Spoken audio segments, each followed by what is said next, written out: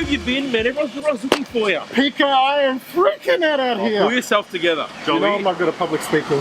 Those guys doing the MC are pissed off. Oh, that's George. And Sam's sister Stephanie, yeah? I don't know anyone here, mate. I'm just his uni mate. Boys, I am really struggling out here. There are so many stories about Sam and I just don't even know which ones to pick. He gave me a few rules that I have to follow for the speech. He said, one, don't make a big deal out of it. He said, it's about him, not me, so to get up, get down as quickly as possible. Two, he goes to me, it's not a 21st. Apparently it's a wedding. That means I can't say inappropriate stories about it. And three, and he said this one's the most important. What is it? Apparently I'm not allowed to mention the fact that he's bulging at a ridiculous rate for someone who's 26 years old. Apparently bowl chokes are cheap and not funny. So I don't want to go in there and mention the fact that he's as bold as a bowling ball. Sam's so bald, he's as bald as a baby's bum. Sam's so bold, when he has a shower, he gets brainwashed. I got one. Yeah. Sam's so bald, you can actually see what he's thinking. Sam's so bald, I hear when you rub his head, you can see into the future. Sam, I've heard he uses more toothpaste than he does shampoo. That's good. Sam is so bold, he collects his lost hair, puts it under the pillow, in the case of the hairy fairy, gives him money.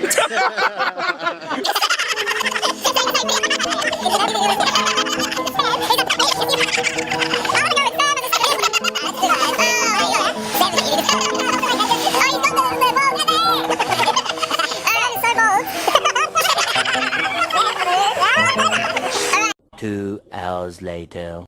Alright, here we go. Ready? This is a good one. Yeah. What is it? Sam Yeah. is so bold that his hair... Yes. Nah, that's it. I got nothing. I think that's it. I think we're done. Done? To be honest, I actually needed that, boys. I was needed good. to get that out of my system. That was good. I don't want to let him down. He thinks I have a tendency to take things too far. So I reckon if we just lock in a couple more stories, I'll be right. Well, why don't you start with one of the times he was speeding and he lost his license and he drove through all those suspensions.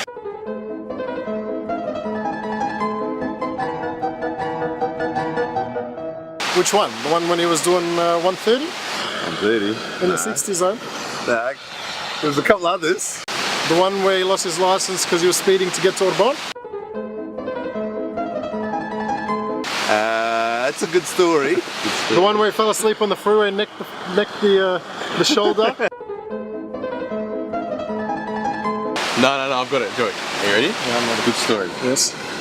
My kitchen rules. Hey, no way, man. There's no chance you can say that one.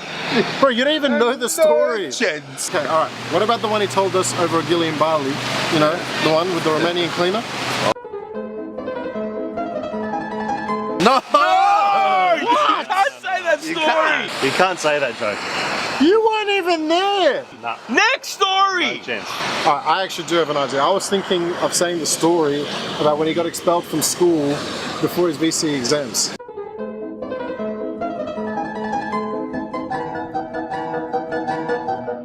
The guy decides that he can rock up to Muck Up Day at school, starts letting off fireworks left, right and centre, inside the school, outside the school. Wow. They found out it was him, he gets expelled.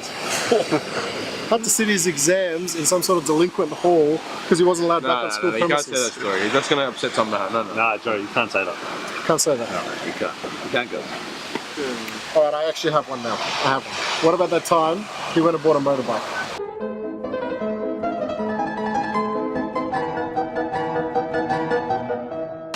Sam bought a motorbike. Oh my god, you don't know the time Sam bought a motorbike? No, what happened? Oh my god. Andy, this one is a great story. So, Sam... I've got the joke. Sam is so bold that when he puts... You're an idiot. Pick it, focus, man. Okay, go, motorbike. Back to the story. So, Sam decides he's going to buy a motorbike. He goes, spends heaps of money, apparently thousands of dollars, doing training, getting licenses and stuff. Typical Sam. Typical Sam. Goes to the motorbike shop, walks in, picks his baby out. Alright, he goes to the guy, I'm going to buy this one. Obviously being Sam, he just goes signs on that day. Alright, goes home, thinking he's a big shot. Until he tells his mum. And she kept crying and crying and crying until he relented. He was forced to go back to the motorbike shop, And he had to tell the man, sorry, I can't buy this bike because my mummy told me I can't own a motorbike. No, you can't say that story. You can't say that story. Why? You're embarrassing in front of Uncle Bill and the Bill. Alright, what about that time you guys went to Europe? You got anything from there? Nah, not a good idea. The time you went to America with him? Nah, man, what do you... Nah, no way. Okay, for sure you got something the second time you guys went to Europe. Not at all. I think I've got the story, guys. This is what I'm going to go with. What is it? What about that time we went to Bali? He got arrested and he had to go to court. Now that's a story, okay? So what happened is...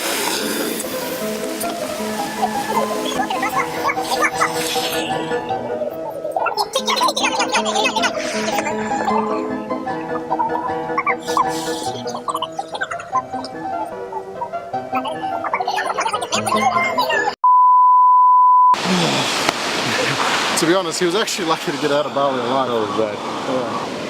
Look, maybe I'm thinking we'll just leave out all of his travel stories. I'm worried a Manny might think that Monique's in danger on the honeymoon. Who's the Manny? Nick's mum, man. Why are you even here? I don't know anyone here. I'm just his uni mate. But how about you mention the time he cried during his proposal? Well, I don't actually think there's anything wrong with crying. I think it shows strength in a man. Okay. What about the story when he ate leftovers off the plate in Bali?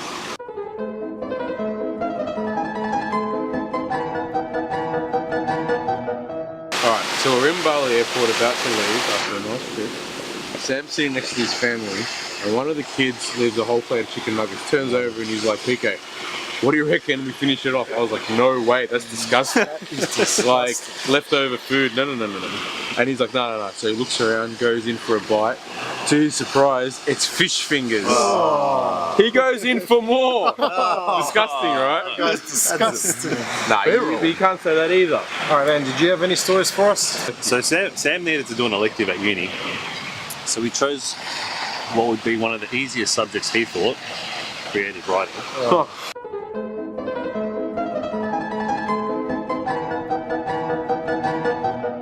But little did he know that the lecturer took this subject really seriously and he had no time for engineering students at all.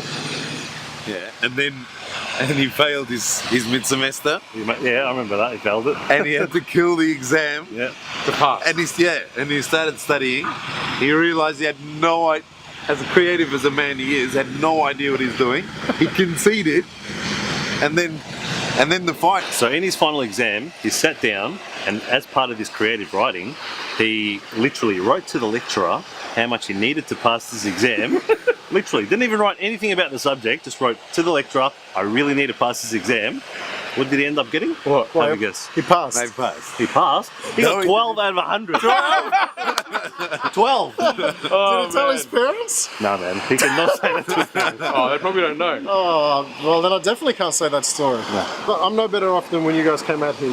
You've taken away the stories I had, and you won't let me say the stories you've told me. I may as well just throw this thing out. I'm just going to go in there and say, there aren't any stories about Sam. Sam's an exemplary guy who's never put a toe out of line. Sam is a good man. Joe, it's raining. We got to go inside. Just go in there and speak from the heart. Tell them the truth. The truth. The truth. Yes, Let's man, go. the truth. Let's go. Truth. The truth. Let's go. I'm going to tell him the truth.